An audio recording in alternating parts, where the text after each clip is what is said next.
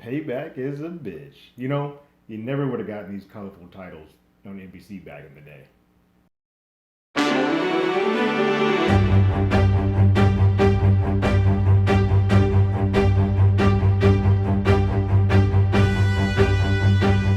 Hello, everyone. Terrence here with Hollywood Already Did It. If you haven't already, go ahead, like, share, subscribe to the channel, ring that bell below, leave a comment. Anytime we have something, you will be among the first to know. Episode 7 of Bel-Air is out, called Payback is a.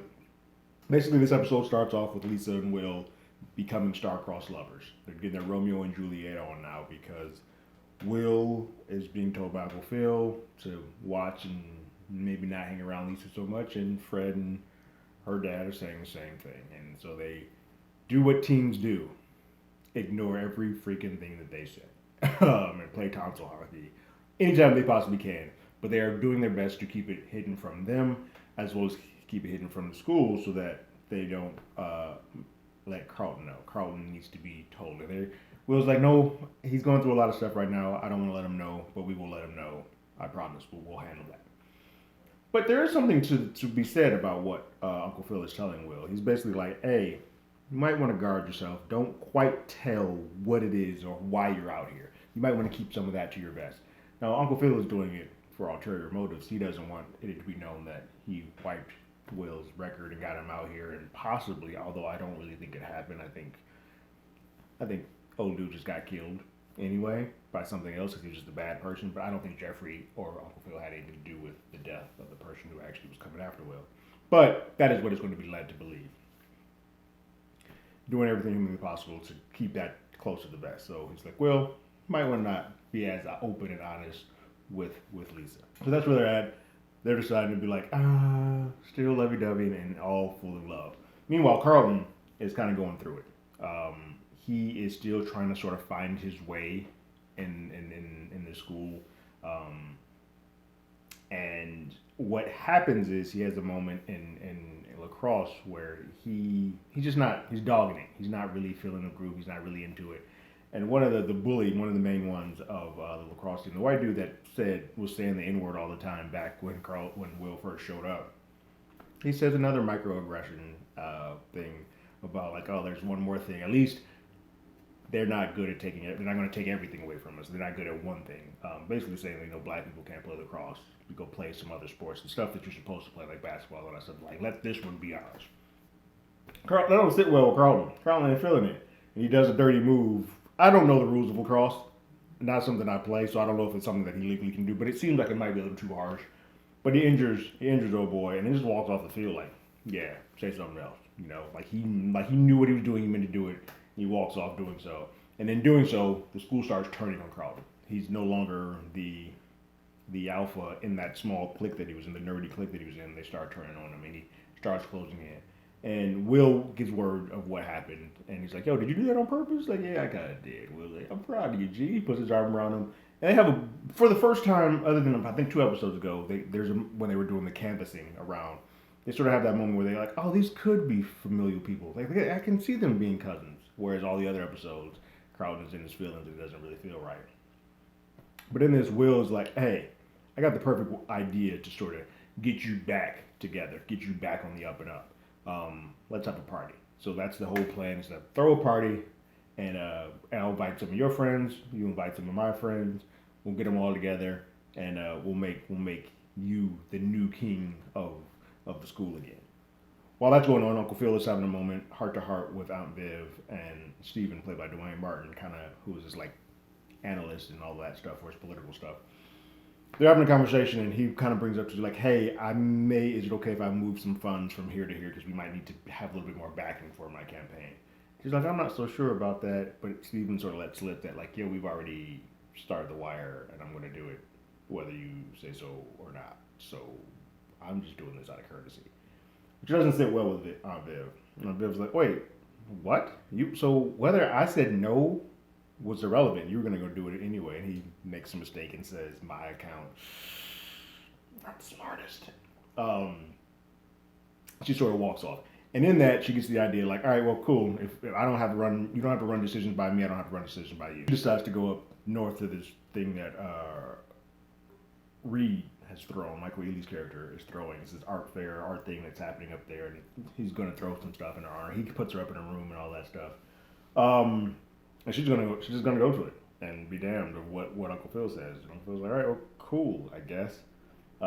He has Jeffrey look into him and look to see what's going on with the student. And while he was doing that, Jeffrey comes back like sort of a dossier that says that, yo, I trust Aunt Viv. Like, you should trust Vivian. I know you do implicitly, but you might want to keep an eye on this dude. And Uncle Phil gets in his brain. It's like, cool, I'm going to go up there and see what's up. That's going to work out perfectly. And then the other story that sort of happens in this is we got Hillary and the thirsty Instagram, the thirsty cook that she has going. And she's heated because while she recorded that in that building in the influencer house, she didn't upload it. But because it was done in the influencer house, that main guy, he can do whatever he wants, and he just edits it into the thoughtiest of all thoughts. It's the thoughtiest video you could see. You got shots above looking at her cleavage, and it just looks very thirsty. And he uploads it, but she's getting hits. Everybody's, it's working. And one of the sex positive influencers that was there was like, hey, I didn't think you would do this, but kudos. And Hillary's like, no, I didn't want this. He did this against my own will. Like, I didn't upload this. I'm like, well, you did it in the house, so you kind of doing it on free property. Anything that's in the cloud, he can do whatever he wants with. And she's like, well, I gotta have him take it down. She's like, well, hold on, before you do that, I've had some issues with being pushed in a way or being done in a way that I didn't think I would like. But I got an open book deal off of this. So you might want to kind of look into it. And Hillary's not hearing that. She's like, nah, F all that. I wanna have him take it down. So she goes down Viv and shows her what's happened. And she's like, yo, I need Dad to get this stuff down. And Viv's like, nah, you can go ahead and ask your dad. You can. I mean, he's going to put everything he has down to make sure that this comes down and burn it all down too. But you might want to deal with this on your own. And Hillary's like, okay, all right, maybe I will. Maybe I will do that. So then the party happens, and the party is much bigger than it is implied to be. Will and Carlton just say it's going to be a couple of friends together. So Uncle Phil is willing to leave Hillary there to watch the boys because he's going to go make this trip and make this beeline to go see about Vivian. And he gets there, and he is super disrespectful. Like, he's playing it suave at first. He's like, yo, I just wanted to see you in your element, see your art, you're good at this. But then Reed shows up, and they have like a conversation, and he kind of just starts ripping off all these women that Reed has been with in the past to show that, like, yo, I know you a filthy mother. So stay away from my girl. And not showing that he is there for Vivian. And that doesn't sit well for Viv. And she storms off and kind of is like, they have a heart to heart. And her whole thing is like, yo, you never asked me to do this. I thought it was my duty to sort of become the housewife. I just ran out of time. Like, I do the housewife, do all this stuff. And so I pulled back on my art to take care of that. And I never felt that I was backed by you. Like, you don't give me the energy that he gives me. Like, I don't want him in that type of way, but you don't give me the energy that I get from him about my art. Like, the way that he looks at me about my art, the way he looks at my art moves me, and you don't do that. You just think of it like as a pastime. And as somebody who's an artist, she says something in here that I just love it. Even if I don't do this for a while, even if I just stop doing it for a while, I never stop being an artist. That feeling, that drive is always there. So you can't expect me to quench that for my entire life and not expect some type of outlet to happen. I need you to be there for me, and I need you to be there for the back me up for this, and not just here to kind of like be my knight in shining armor or whatever. This, I can handle this guy. I need you to be there for me from the art. And he's like, I will be. And like, they have a discussion that I think is now actually out there on the open field. It's a healthy discussion that the two of them have about it all. But I do feel like Michael Ealy he ain't on the up and up. Like, he gonna try to make his move. Because I feel like the last few roles that Michael Ealy has taken, he's the good looking dude that does some just filthy, grimy stuff because he's the good looking dude. And I've seen him now be crazy too many times, and I feel like he's gonna be crazy. He's gonna be a crazy mother. While at the party, Hillary and Jazz hook up and sort of meet, and they kind of kissy facey a little bit. They into each other. They digging each other. And Hillary lets Jazz know that, like, she wants to get that thirsty chef stuff taken down. And he's like, yeah, I don't think that's really your vibe. So she has been blowing up the head guys at the influencer house's phone all day. He ain't been responding, but she finally gets a hit as to where he's at. And she's like, yo, I'm going to roll down here. And Jazz like, oh, I got your back. I'm going to do whatever you want to do. Let's go ahead and knock this down because this ain't you and you said it's not you. They get down there and they're ready to like knock heads. And she's got our back. She's like, yo, take that down. Take that down now. And Hillary's like, yeah, take it down. And then he's like, yo, I will take it down for you. I'll do whatever you need to. But then he sort of just drops the breadcrumb like, by the way, Victoria's Secrets, I was going to have a meeting with you. Like, they're here and they wanted to have a convo with you. But if you want me to take it down, I will. And Hillary has an about face. That same conversation that she had with that influencer earlier who was like, yo, kind of sold their soul for the devil to go with the Oprah book deal. She at least wants to have that conversation. And she sort of leaves Jazz hanging.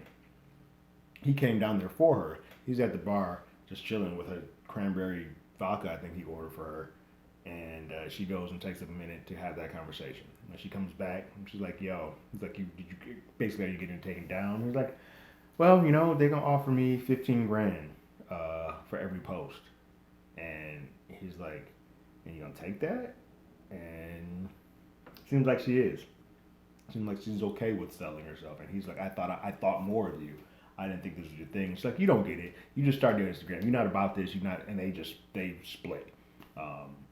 It does not end well for either of them. And they basically, you can tell that they're going to have a very contentious relationship from this point on. Because I think Hillary is going to chase that dollar for a bit. And it's going to suck because, again, like I said, Uncle Phil having this campaign going, having your daughter being all out there half naked on cooking channels with Victoria's Secrets could be a problem. Now, what does work, and I think this is very true, black women specifically aren't really allowed normally to be sexual or in charge of their sexuality. So I do think there is something to be said about what Hillary is saying. Like, she has a couple of people come up to him like, yo, I appreciate what you're doing for black women. We don't normally get to stand up and be as sexual as like the white women do. So there's something to that. But it does feel like she went this entire episode saying, this isn't me, this is me, this is not what I want to do. And now she's like, yo, that money says, this is what I want to do. And then the final story that kind of comes all together is at the party, Will is throwing. He has sort of set Carlton up with a young lady. And in that, the young lady, they're having a conversation. And they actually have a moment where there's like a TikTok ad or a TikTok thing that they're watching. And they have some commonality. And she's like, well, why don't you just come out more? Why don't you hang around more? And it's like, why didn't we have this type of conversation before? And she lets him know that Carl's like, yo, you do things that don't fit the black narrative, the black stereotype. You play lacrosse, you do this, and you do this. So you don't really fit. And he's like, yo, just because I don't do this, and this, I'm not black enough. I don't have a black card for you. And she said something like, you haven't even been to one of our like black caucuses. And he's so upset at that point that it doesn't sort of like ring that like, yo, you do all of that stuff and do none of this stuff with us as a community. There's a disconnect there. And so he's storming off, he's leaving, he goes up to his room and just sulks. While he's up there sulking, Lisa and Will are together and they kind of just have a moment and they're just vibing. They're doing everything humanly possible to like not be around each other. Once again, Will mentions, yo, I need to tell C that we're a thing. I think this is grimy. I still think Carlton is one of the worst people ever. How he was handled, how Will and Lisa did him in this episode is a bit dirty. He should have come out and just told him, because how he finds out is just a gut wrenching. Will and Lisa go up to the room, and Lisa wants to just see his room. They just want to have see what makes Will with all the Philly stuff. And while they're there, one thing leads to another, and for the first time, they make love.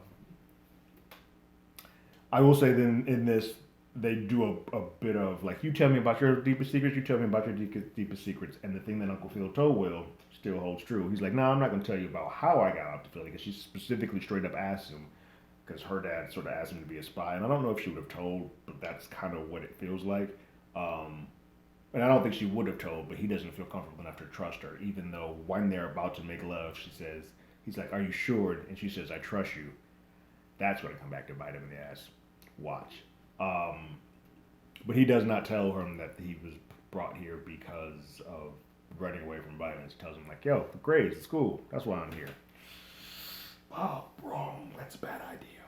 So then, while they're out there making love, someone texts, another lacrosse player texts Carlton like, "Hey, come on down to the game room at his place." He texted him about his own place. That's wild. But he goes down and he sees some lacrosse players that he's like, "Oh, I didn't know you were gonna be here." They hugging him out. They like dapping it up and all that stuff. And then the guy whose arm he broke from lacrosse shows up and he's like, "What are you doing here?" And they kind of look like they're about to mend their friendship. And then my man's like, "Yo, you gotta apologize." Like, apologize? Yo, you need to apologize for being a racist prick all this time with all these microaggressions and all these things you said to not just me, to Asian people, to gays, to all of these people. These jokes you have, they're not funny. And he saw the first time ever Carlton sort of stands up. The thing that Will asked him to do in that very first episode when my man was like, "Inward, inward, inward, all yeah." He asked him to do that. He finally has done it. And it's sort of he gets the sort of head nod, cup raise from the girl he was speaking to earlier. Who's like, "Yo, you don't hang out with us black people." It's kind of like, that's the shit I'm talking about. That's what I need you to do. And it's sort of he's now on an upswing. He feels good. He feels like he's done the right thing.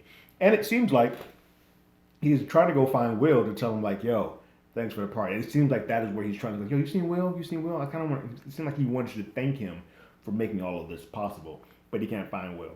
And then he gets a text from the guy whose arm he broke because he calls the cops on the party. The cops show up, but the party in Bel-Air, in that type of house, they keep asking for who's the homeowner, who's the house it is, and Carlton comes down like, "Yo, it's me," and they're like, "No, it ain't. You're a dark ass. It ain't you. You don't live here." While in the bedroom, Will and Lisa see the cop lights, and Will's like, "Oh, I gotta get down there. Like something ain't right." And Lisa's like, "Let me go down there." And Will's like, "No, no, no, no, no. You can't. We can't be seen coming out of here together. We can't do that." And she's like, "No, I can help. My dad's the chief, please. So let me get down there." And she does. And then Will saunters down as well. She has her dad on the phone saying, "Hey, yo, clear this out." They clear out. But the look that Carlton gives both Will and Lisa is heartbreak. And Will looks devastated that this is the way that he told his boy that he's made love to the person that he was used to be with. It's hard. For the first time, I know people always be like, "I'll never feel. There's no way you can make this character feel human." That's a pretty good way to do it. And now it's going to depend on how Carlton reacts. Like, I don't want him to go overboard. Like, "Oh, I got to stab this mother." But if he becomes genuinely hurt by this, then I can see how he got there. Because I think for the first time he was starting to connect to Will, and now this sort of breaks that apart. I also think that Lisa's dad is definitely going to use that there was an alcoholic party with teens at Uncle Phil's house. That's going to be a part of it. Uncle Phil's going to be pissed at Will and Carlton for throwing a party that got so big that you had to get bailed out by Lisa's dad. Like, all of that is going to start coming together. I feel like Uncle Phil might even get pissed at Aunt Viv. Like, the reason why he was even not there was because he went to go see about this. And now I had a whole shitstorm starting back at the house. So there are a lot of layers. Hillary out there thoughting. The only person that we did not see is Ash. There's so many other stories happening in this episode that you don't really get any parts of Ashley, and I don't really know where she would have fit in all this. Although it is bizarre, there's a party at the house, and we don't. Who's watching Ashley? Like, where is she? I think they made a throwaway line that Jeffrey was driving her somewhere, but we don't physically see her, which is just odd. A really good episode. This feels like we're at episode 7. I think we have 3 more. I think it's a 10 episode arc for this season. You can tell that we're starting to get to that point where we're ratcheting up a little bit. I think we spent so many episodes making Carlton the bad guy. This is the first episode that Will kind of does him dirty, and you can now sort of understand that we were just starting to get on the other side of Carlton and make him human, and Will kind of just F's all that up. So it's going to be interesting to see how the family comes around this, and Lisa being so ingrained in that family, because she'd rather spend time there than she does with her own people. I think that's going to work until what's absolutely going to happen. And we all know what's going to happen. Will lied to Lisa, 100%. And Lisa's gonna be like, oh, I trust him, I trust him. You know what's gonna happen. Carlton's gonna be like, yo, Lisa, you know the real reason why Will's out here? Because he's out there shooting up guns and he was on the run. And Lisa's gonna lose her mind. And that's gonna all fall apart. We're gonna have that triangle going. It's very Archie, very Riverdale. Betty, Veronica, and Archie. That's what we're getting right here. That's how I see it. And I feel like Reed's gonna get Jeffrey gonna have to handle Reed, like Michael Ealy.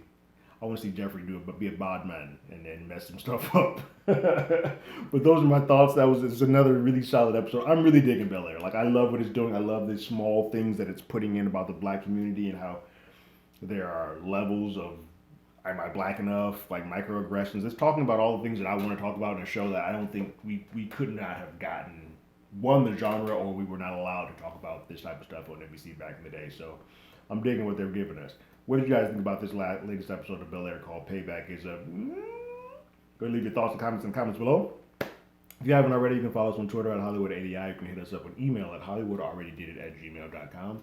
We also have a podcast by the same name. It's on Google Podcasts, Spotify, Apple Podcasts, any other place podcasts. We're there. Latest episode was all about the Batman. But like always, I got my ticket. You got yours.